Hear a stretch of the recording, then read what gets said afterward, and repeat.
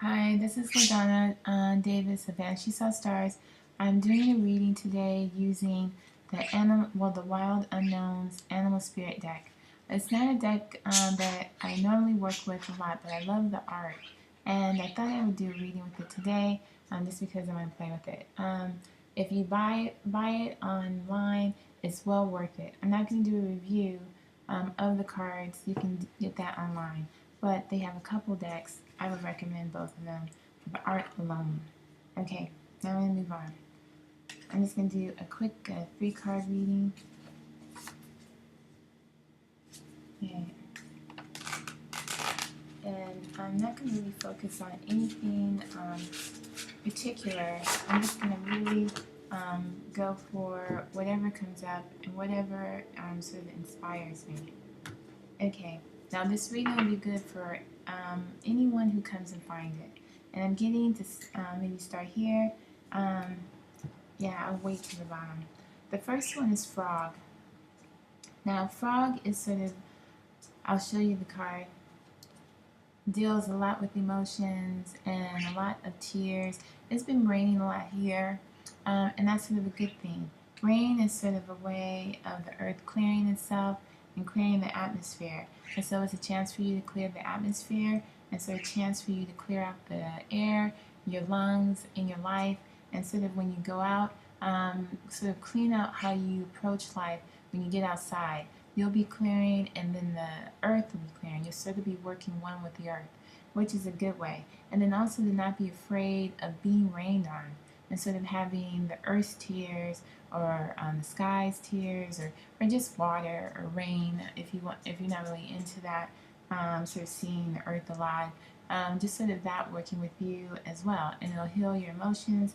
It'll heal your skin, and then it'll also heal your senses and help you to perceive even further and even farther into your environment, which is really nice. Okay, next we have Earthworm, which is really cool. I'm doing a lot of work with Earthworm, and I'm going to mention it because Dune is sort of a movie that works a lot with worm energy. Now, I know it's a sci-fi book and sci-fi movie and stuff, and there's also Children of Dune, which are both good movies. This actually, if you believe it or not, Earthworm actually taps into that type of energy of Dune. Now, for me with Earthworm, I always get sort of a bit of, well, I get the earth, but sometimes when I go into Dune energy, I get sort of the elf energy. And when I do that, I think that's really important to sort of go into. I took a little break, and mainly because I had a little blip. I wanted to be a little bit more clear about this Dune energy. Well, not really Dune energy, sort of the link of Earthworm to Dune, which I find to be interesting. We're not going to necessarily have huge earthworms popping out of the earth or anything like that, but what we should do is maybe sort of think about how Dune, what Dune, the movie Dune, or Children of Dune sort of talks about with regards to worm. It sort of shows that worm is more powerful than you think, despite its small size. So maybe look at that. And then also to look at the sort of thing with water and what the power of water can do for you, how it can clear out your system and clear out your eyes. Now this is sort of going back to this frog card, which shows rain hitting the eyes, which is another way of sort of clearing out the system. So you have this sort of clearing of your system, clearing of your eyes from water. And then you have this sort of earthworm tying into Dune, which is sort of related to water. But more important, the sort of purity of water and the power of water, which draws right into unicorn for me. Unicorn energy is very much tied to water and the purity of water and sort of the purity of the unicorn, but we won't really get into the purity of unicorn, just the purity of water. So look at the type of water that you're into. If you're sort of a water snob, like Dasani gets it for you, but the other ones don't, or you won't drink any water, but let's see, Avion or something like that, then you're sort of getting a bit of earthworm, and you're also getting a lot of unicorn energy. Unicorn energy sort of has people that are very much particular about the types of water they drink. And I'm going to say that because I often get that. I have a lot of unicorn energy around me. And that's sort of a good thing. I'm not going to talk about any other stuff about Dune because it's not really relevant yet. We'll see what the next card has. Okay, the next one is Camel. Okay, which is interesting because Camel sort of carries water on his back. And again, that goes back to a reference of Dune and sort of the children of Dune. When they were in the movie, they had these sacks of water that they carried around on their back. And then also there was this sort of value of water for the person because there was so little water available on the world. That's important to know because here sometimes people don't value water, or sometimes people value water a lot. And so you have to think about the water you carry within you, make sure that that's taken care of and that it's used properly and that it's accessed properly, meaning your body is functioning in a good, at its maximum operational with use of water. That comes from exercise, it comes from hydration and lack of dehydration, but also balance of drinking water and knowing when water depletes and sort of restoring water and then sort of carrying water with you, like being not overfilled with water, just those types of things. That's what Camel energy does. Now, it goes back to this Dune. So I'm going to say, for those of you who are really interested, take a look at Dune if you want, or the children of Dune. And then that sort of gets into this blue eye. Now, the blue eye is associated with the children of Dune. And that was because they were drinking these special waters that were blessed or sort of touched by the worm or whatever. It came out of a special stomach and all this other stuff, I believe. I have to look at it again. But at any rate, the water is blessed. And over time, the change of the eye became blue. Now, I'm going to say drinking water over time will purify your system, and your eyes will take on maybe a certain quality because you'll be hydrated, but also you'll be brighter, and you won't be carrying around all these toxins that would normally stagnate in the body. So that will give you sort of a brighter, overall brighter energy. But I'm also going to say maybe look at elf energy and sort of talk, maybe get in with looking at elves as guides. You might have an elf guide, or you might have some interest in elves, and so maybe you can get a book on elves or something like that. King Oberyn is one elf that you can maybe talk about or look into, and then also Author is another elf that maybe you can sort of find information on. Hold on one second. Okay, I'm continuing my reading. I took a little break just so I can get some books I thought might be good because it was really coming strong with the elf energy and really interesting with the Dune stuff. I recommend these books. They're just interesting, this one, but I keep getting this one is a good one to read for those who see this reading. And it's The Lost Lands by Lucy Cavendish. It talks about Lemuria, Atlantis, and Avalon. And it's really good. I like it. I think the part that whoever reads, gets this book, if you research it or read it, you'll know what parts are good for you because it'll come up. But I give strong, intuitive thing to sort of recommend the book. Now, this one, the book Fairy Magic, is also by Lucy Cavendish, and it also has Serene Connolly, or Conneely. I think it's Conneely. I hope I didn't get her last name wrong. But anyway, it's a good book. Now, it has stuff about elves in it, and you can find tons of information in it. It's a good reference book. I reference it all the time just because it's fun. It has a lot of good information. Now, for those of you who are interested, I would recommend How to See Fairies by the Froudes. Well, it's Brian Froud and John Matthews. Now, I love both of them, the Froudes, for their stuff on fairy and their artwork, which is and doll work.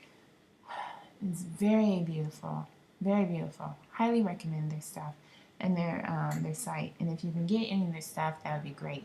Now, John Matthews, I recommend highly because he's very learned about author, Arthurian legend, and you will get a lot of stuff about elves from his work in a very unusual way. I love the Matthews and their work with is HalloQuest. And I usually check out their site every so often just to see what they're up to. And I've been reading their stuff for years.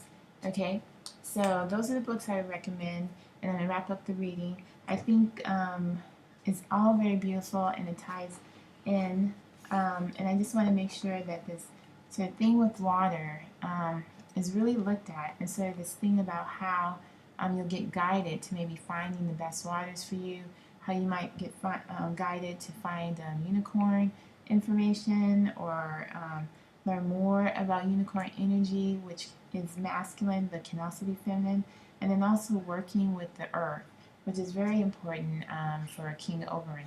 He is a fairy guide and he is very protective, and I work with him, a lot. He is very useful in guidance. Now I'm going to go on and show the last card, which is Snake, and this is the Oberus. Now, I don't want to say it's sort of the Alpha Omega. I mean, it's various different meanings that you can get out of it. It has sort of a flower of life in it, which, strangely enough, if you go flower of life, in the Dune stories, that water that they had was sort of a flower of life. It was sort of the stuff that kept things going. And so water, as you know, is very important in general.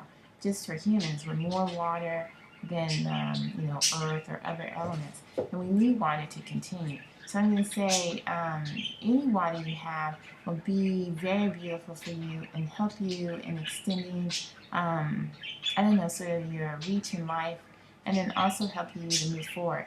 Now, okay, I'm back to wrap up the reading. There's a few other points I just wanted to add, make sure they came out. The flower of life is where I sort of left off, talking about special waters, how you can make your water special by adding in flower essences and stuff like that. I keep getting like star essences would be great. For example, it's a brand. You can find them online. They used to be in Santa Barbara. They might be moving. But at any rate, try them. Their stuff is really good. There are other essences that are also really good, like Alaskan essences. Those are great. Okay, so we'll move on and talk about Snake and the flower of life, and sort of this water, referencing back to the movie Dune, and sort of the water that they were drinking that was very sacred was also a protected water, and not everyone could get to it, which is sort of reference to Snake, and sort of this oracle is the oracular protection to it when it was kept in society. When it went to the people, it was sort of everyone had it, because everyone had the water, everyone had the